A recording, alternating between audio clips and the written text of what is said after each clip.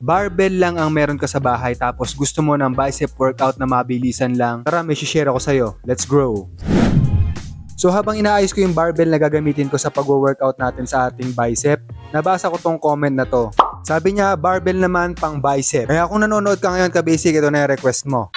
So para sa unang workout na gagawin natin ay itong tinatawag na wide grip barbell curl. So ginawa ko nga pala to ng 10 repetitions lang. Kasi ang gagawin natin ngayon mga ka-basic ay superset na bicep workout. Yan mabilisan kasi. Total, nagmamadali kayo. Lagi kayo nagmamadali, mahilig kayo sa mga nagmamadaling workout. Kaya ito, superset yung gagawin natin.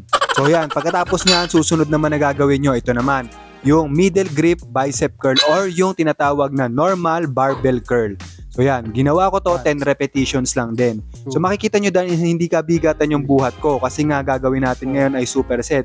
Pag mabigat yung binuhat nyo dyan mga ka-basic, hindi nyo magagawa yan ng 10 beses yan dire-diretsong superset na yan. Yung 10 wide, tapos itong 10 middle grip barbell curl. For sure yan, mahihirapan ka yan. O pagkatapos yan, may isa pa mga ka-basic.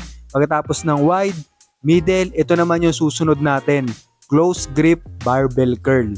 So yan, makikita nyo, gagawin ko to 10 repetitions din mga ka-basic.